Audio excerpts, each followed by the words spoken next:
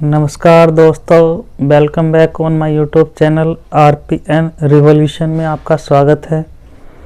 जैसा कि दोस्तों आपने थंबनेल में देखा होगा कि आज की जो हमारी सीरीज होगी सबसे ज़्यादा most demanding series English translation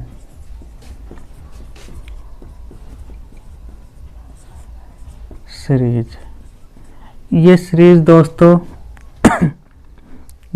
दोस्तों उन बच्चों के लिए बहुत हेल्पफुल होगी जो इस समय क्लास 9th 10th 11th और 12th की स्टडी कर रहे हैं। ये सीरीज उन बच्चों के लिए बहुत ज़्यादा हेल्पफुल होगी। इसमें हम दोस्तों ट्रांसलेशन में हिंदी से अंग्रेजी यानी हिंदी से अंग्रेजी कैसे बनाएं, इसमें हम आपको बताने की कोशिश करेंगे कि हिंदी से अंग्रेजी कैसे बनाएं। दूसरी चीज़, जितने भी सेंटेंस होंगे, सारे स्ट्रक्चर होंगे, वो सारे इसमें बताने की कोशिश करेंगे। यानी कि अब हम दोस्तों हिंदी और अंग्रेजी का जो मेन डिफरेंस है दोस्तों वो बताने की कोशिश कर रहे हैं, क्योंकि हिंदी और अंग्रेजी दोनों अलग अलग भाषाएं हैं। हिंदी और अंग्रेजी दोस्तों दोनों अलग अलग भाषाएं हैं। तो हम क्या करते हैं, एक सेंटेंस लेते हैं कि मोहन अपना काम कर रहा है, और इसे हम दोस्तों इंग्लिश में बनाते हैं Mohan is doing his work. तो ये अभी दोस्तों सिर्फ समझाने के लिए कि अंग्रेजी और हिंदी में मेन डिफरेंस क्या है। मेन डिफरेंस क्या है, चूँकि दोनों अलग अलग भाषाएं हैं तो शब्दों को रखने का अलग अलग इनका नियम होगा, अलग अलग स्ट्रक्चर होगी। तो उस चीज़ को समझने की हम दोस्तों कोशिश करेंगे।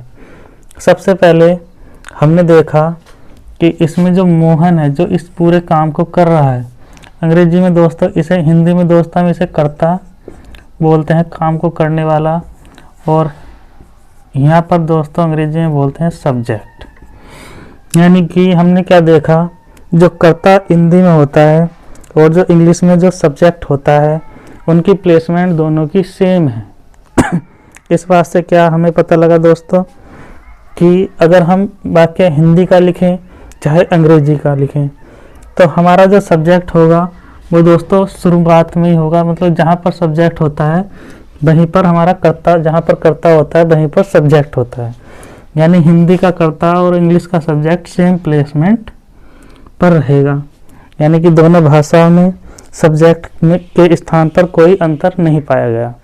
अब हम इस सेंटेंस के अगले हिस्से को देखते हैं। तो इसमें दोस्तों अगले हिस्से में है अपना काम। यानी कि हिंदी वाले सेंटेंस में जो अपना काम है वो मोहन के तुरंत बाद रखा गया, और अंग्रेजी वाले सेंटेंस में सबसे लास्ट में रखा गया। तो इसका मतलब दोस्तों यहाँ पर हमें अंतर देखने को मिला। यहाँ पर हमें दोस्तों अंतर देखने को मिला। अब इस चीज़ से हमें क्या पता लगा, जो अंग्रेजी में ऑब्जेक्ट होता है दोस्तों वो हमारा सबसे लास्ट में रखा जाता है, और जो दोस्तों हिंदी में जो हमारा कर्म बोलते हैं दोस्तों, इसे कर्म, ये सब्जेक्ट के तुरंत बाद रखा गया, और ये सब्जेक्ट के एकदम लास्ट, मतलब पूरे सेंटेंस के लास्ट में रखा गया। तो इसमें हमें दोस्तों देखना पड़ेगा कि इंग्लिश में ऑब्जेक्ट पे हमें फोकस करना पड़ेगा कि ऑब्जेक्ट कैसे कैसे बदलता है, कहाँ कहाँ पर हम इसे रख सकते हैं। तो अब हम आते हैं दोस्तों, ये हुआ कर रहा, मतलब मोहन जो कार्य कर रहा है इसे बोलते हैं हिंदी में क्रिया दोस्तों, और ये रखा गया दोस्तों इस जगह, इसे बोलते हैं वर्ब। अब हमें एक स्ट्रक्चर हमें देखने को मिली कि हिंदी में पहले कर्ता, उसके बाद कर्म, उसके बाद क्रिया आती है, और अंग्रेजी में हमें दोस्तों क्या देखने को मिला कि पहले सब्जेक्ट, उसके बाद वर्ब और उसके बाद ऑब्जेक्ट। तो ये क्या हुआ कि हिंदी में रखने का क्रम अलग है और इंग्लिश में रखने का क्रम स्ट्रक्चर अलग है। तो इस चीज़ को हमें देखना होगा कि हिंदी और इंग्लिश भाषाओं में जो सिमिलरिटी है वो सब्जेक्ट की है, और जहाँ पर सिमिलरिटी नहीं हुई, क्रिया और ऑब्जेक्ट ये दोनों अदल बदल गए। अब हमें इस सेंटेंस को अगर हम पढ़ते हैं तो हमारी भाषा जो हमने सीखी है, हमारी बोली, जिन्होंने हमारा विकास किया भाषा को बनाने में, तो वो भाषा या बोली हमारे दिमाग में एक स्ट्रक्चर सेट कर देती है, जिससे हमें इस सेंटेंस को पढ़ते हुए कोई भी दिक्कत नहीं हुई, ना ही लिखते हुए। यानी कि जो ये सेंटेंस का भाव है वो हम समझ गए। अगर हम दोस्तों इस सेंटेंस के शब्दों को बदलते, अगर हम इस सेंटेंस के शब्दों को दोस्तों ऐसे लिखते कि मोहन काम अपना रहा कर है, इसका मतलब हमें दोस्तों ये हमारी जो भाषा है, जो हमारी बोली है, जो हमने सीखी है रीडिंग के माध्यम से, तो वो हमें बता रही है कि इसमें शब्दों की गड़बड़ी है, मतलब सब जो आगे पीछे कर दिए गए हैं। और हम कहते हैं कि ये ऐसे सेंटेंस नहीं, ऐसे होगा कि मोहन अपना काम कर रहा है, लेकिन हम ये नहीं बता पाएंगे कि क्यों होंगे ये सेंटेंस के अक्सर ये पहले क्यों आया, ये क्यों आया। इस चीज़ की अगर हम कारण का पता हो तो हमारी भाषा और ज़्यादा शुद्ध हो जाती है। और ये कारण जानने के लिए हमें पढ़नी होती है दोस्तों ग्रामर। किसी भी सब्जेक्ट की ग्रामर होती है, या हिंदी की भी व्याकरण भी होती है, अंग्रेजी की ग्रामर होती है। तो इन शब्दों की जो प्लेसमेंट है एकदम, इस सेंटेंस को अगर हम पढ़ते हैं दोस्तों तो इसका हमें कोई भी भाव समझ में नहीं आता, लेकिन हमारी भाषा क्या होती है, इस सेंटेंस को भी पढ़कर अपने हिसाब से शब्दों को आगे पीछे करके इसका सेंटेंस का अर्थ ले लेती है। लेकिन अगर किसी ऐसे बंदे को दिया जाए जिसको सिर्फ हिंदी सीख रहा हो तो उसे इसका कोई भी अर्थ नहीं मिल पाएगा। ऐसे ही दोस्तों अंग्रेजी में होता है। अगर अंग्रेजी में इन शब्दों की प्लेसमेंट आगे पीछे कर दें तो क्या होगा, जैसे कि हिंदी में हमारा अर्थ बदल गया, ऐसे ही अंग्रेजी में भी अर्थ बदल जाएगा। इसका मतलब इसकी स्ट्रक्चर भी फिक्स है हिंदी की तरह। इसका मतलब क्या हुआ दोस्तों कि हिंदी की तरह अंग्रेजी की भी स्ट्रक्चर फिक्स है। अगर हम इस तरीके से सेंटेंस बना दें, Mohan doing is work his, तो क्या होगा दोस्तों, हम इसका भी कोई अर्थ नहीं निकाल पाएंगे। लेकिन अगर हमारी भाषा अच्छी होती, हमारी रीडिंग स्किल अच्छी होती, तो हम क्या होते, इस सेंटेंस को अपने हिसाब से आगे पीछे करके अर्थ निकाल लेते। लेकिन इस चीज़ के कौन बताएगा कि ये शब्द कहाँ कहाँ आएंगे, इसका कारण कौन बताएगा कि कौन सा शब्द कहाँ आता है। तो उसके लिए दोस्तों हमें पढ़नी होती है किसी भी भाषा की ग्रामर। वो ग्रामर हमें बताती है कि कौन सा शब्द कहाँ पर आएगा, उसकी क्या प्लेसमेंट होगी। तो इस चीज़ को आगे करते हैं दोस्तों और समझते हैं कि भाषा, अगर हम कोई भी भाषा स्ट्रॉन्ग करना चाहें तो वो किस तरीके से होती है। अब हम दोस्तों एक लब रखते हैं हिंदी, एक लब रखते हैं दोस्तों इंग्लिश। सबसे पहली बात, अगर हम इंग्लिश को पढ़ते हैं तो हमें चूंकि वो समझ में नहीं आती तो इसी वजह से हम उसे छोड़ देते हैं। लेकिन इंग्लिश जब हमने हिंदी चालू करी थी पढ़नी तो हमारी हिंदी भी समझ में नहीं आती थी। लेकिन क्या हुआ दोस्तों, हम इसे पढ़ते गए, कुछ समय समझ में आए, कुछ शब्द नहीं यहाँ समझ में आए, कुछ शब्द यहाँ, कुछ शब्द यहाँ, कुछ शब्द यहाँ। ऐसे ही हम क्लास 1, 2, 3, 4 और 5, 6, 7 तक आते आते हमें दोस्तों भाषा की एक अच्छी पकड़ हो जाती है। जबकि दोस्तों ये जो पाठ स्टार्ट हुआ था, ये जब ही हुआ था जब हम पे कुछ नहीं आता था। लेकिन हमने क्या करी दोस्तों, रीडिंग करी किताबों के माध्यम से, और रीडिंग करी और रीडिंग करी और रीडिंग करी, और यहाँ तक आते आते लगभग हमारी भाषा एक अच्छे लेवल पे आ जाती है। हम सोचते हैं कि इसमें हमारी समझ में आ नहीं रही, छोड़ दो। फिर दूसरी क्लास में आई, फिर भी समझ में नहीं, फिर भी छोड़ दो, लेकिन इसकी अच्छे से रीडिंग नहीं करवाई जाती, जिस वजह से भाषा हमारी मजबूत नहीं होती। तो इस वजह से अगर दोस्तों अभी तुम्हारी भाषा समझ में नहीं आ रही तो क्या काम है, सिर्फ तुम्हें पढ़ते जाना है, पढ़ते जाना है, पढ़ते जाना है। और एक समय ऐसा आएगा जैसे ही तुम्हारी हिंदी समझ में आने लगी उसी तरीके से अंग्रेजी भी समझ में आने लगेगी। लेकिन पढ़ना ज़रूरी है, इसके लिए रीडिंग ज़रूरी है। इंग्लिश भाषा, किसी भी भाषा को सीखने के लिए उसकी क्या दोस्तों, रीडिंग ज़रूरी है। हिंदी में सिर्फ हमने रीडिंग की, जिसकी वजह से हमारी भाषा बहुत स्ट्रॉन्ग हो गई पढ़ते पढ़ते। क्योंकि हम इसकी ग्रामर भी नहीं जानते, फिर भी हम अपने शब्दों को अरेंज कर लेते हैं। अगर हम दोस्तों इसी तरीके से इसी भाषा को पढ़ेंगे, अगर हम ग्रामर का नॉलेज हमें ना भी हो तो भी हम अपने सेंटेंस का एक अर्थ निकाल लेंगे। और वो अर्थ जैसे ही जब आप निकालना स्टार्ट कर देते हैं तो दोस्तों आपकी अंग्रेजी भी बेहतर होने लगती है। आइए दोस्तों, तो किसी भी भाषा का जो दोस्तों बेसिक होता है वो होता है रीडिंग, और वो करते जाना है बिना सोचे बिना समझे। कुछ समय तक वो आपको हेक्टिक लगेगा, परेशान करेगा, लेकिन अगर आप पढ़ते रहेंगे तो क्या होगा, भाषा की जो समझ है वो आपको डेवलप होती रहेगी। और कुछ हम इस सीरीज से, ट्रांसलेशन की सीरीज से, कुछ आपके जो हिंदी के स्ट्रक्चर हैं वो तो चूँकि हम जानते ही हैं, और जो अंग्रेजी के स्ट्रक्चर हैं सेंटेंस को बनाने के, उनकी प्रैक्टिस करेंगे। और अब हम एक सेंटेंस लिखते हैं दोस्तों, यही जो पहले लिखा था, और इस सेंटेंस को कितने तरीके से हम बोल सकते हैं। मोहन अपना काम कर रहा है, या दोस्तों इस तरीके से लिखते हैं हम, करता है।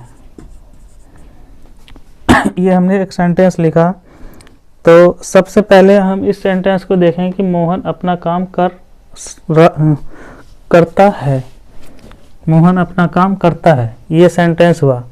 तो ये दोस्तों एक इस सेंटेंस को अगर हम और बोलना चाहें नहीं लगाकर, तो हम इस सेंटेंस को इस तरीके से ही बोल सकते हैं, मोहन अपना काम नहीं करता है। और इस सेंटेंस को हम एक तरीके से और बोल सकते हैं, क्या मोहन अपना काम करता है। और चौथा सेंटेंस, मोहन अपना काम क्यों करता है। पांचवा, मोहन को अपना काम करना चाहिए।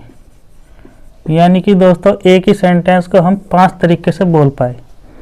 इसका मतलब क्या हुआ, अगर दोस्तों हम हिंदी में 5 तरीके से बोल पाए तो अंग्रेजी में भी हम 5 तरीके से इस सेंटेंस को बोल पाएंगे। तो इंग्लिश में जो इस सब्जेक्ट को बोलते हैं हम, इस तरीके के जो सेंटेंस होते हैं उन्हें बोलते हैं दोस्तों अफर्मेटिव सेंटेंस। जिसमें दोस्तों नहीं शब्द आता है उन्हें बोलते हैं हम निगेटिव सेंटेंस। जिसमें दोस्तों क्या शब्द आता है उसे बोलते हैं हम इंट्रोगेटिव सेंटेंस।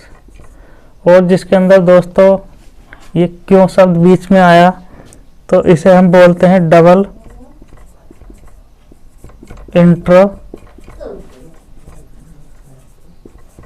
Interrogative sentence.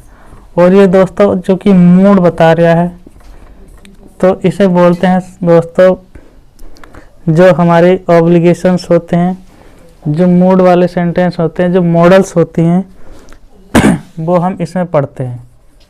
यानी कि एक सेंटेंस को हम या तो अफर्मेटिव, या उसके बाद निगेटिव, या उसके बाद इंट्रोगेटिव, या उसके बाद डबल इंट्रोगेटिव, या उसके बाद मॉडल्स, यानी इन 5 प्रकार के सेंटेंस हम बना सकते हैं किसी भी एक सेंटेंस को लेकर।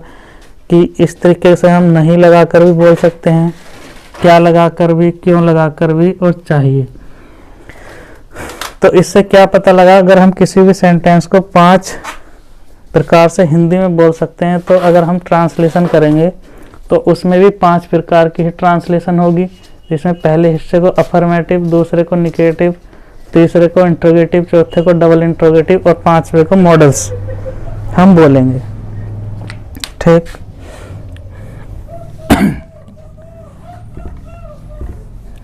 अब हम दोस्तों एक सेक्शन और डील करना चाहते हैं।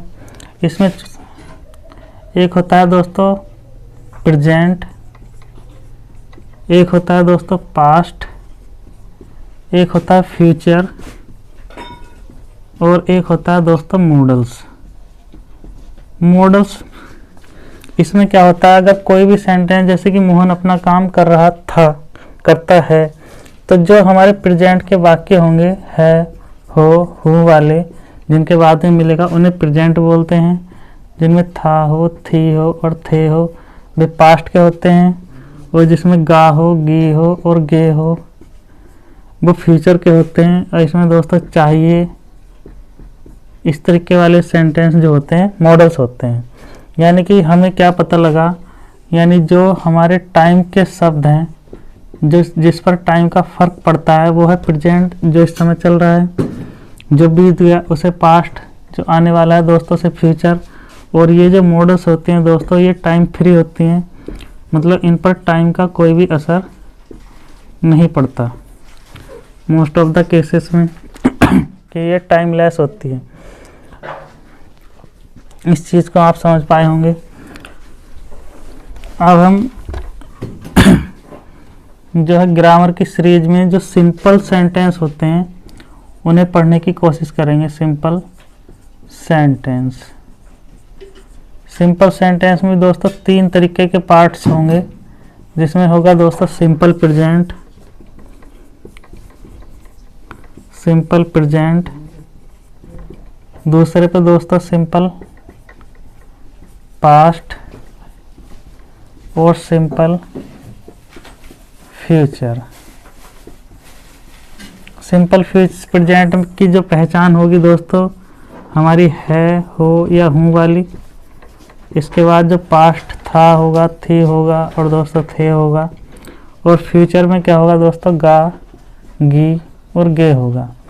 लेकिन सिंपल प्रेजेंट सेंटेंस जितने भी होंगे दोस्तों उसमें वर्ब नहीं होगी, वर्ब नहीं होगी। एकदम सिंपल जो शब्द हैं कि मोहन क्या, जैसा अभी हमने एक सेंटेंस लिखा था, मोहन अपना काम कर रहा है। तो दोस्तों जैसा कि इसमें आप देख पा रहे होंगे कि इसके अंदर एक वर्ब है। जो सिंपल सेंटेंस होते हैं उनमें दोस्तों वर्ब नहीं होती। इनकी जो दोस्तों हेल्पिंग वर्ब होती है वो होती है दोस्तों इज, आर और एम। इज, आर और एम हम लगाते हैं सिंपल प्रेजेंट में। इसमें दोस्तों जो हमारी पास्ट की होगी वो होगी बाज और वर, और जो फ्यूचर की होगी दोस्तों वो होगी शैल बी और विल बी। तो इस वीडियो में दोस्तों इतना ही। इससे अगली वीडियो में आपको मिलेंगे इन पर आधारित कुछ सेंटेंस जो कि सिंपल सेंटेंस के ग्रुप में आएंगे। वीडियो देखने के लिए धन्यवाद। और वीडियो आपको बेनिफिशियल लगे तो चैनल को लाइक करें, सब्सक्राइब करें और शेयर करें।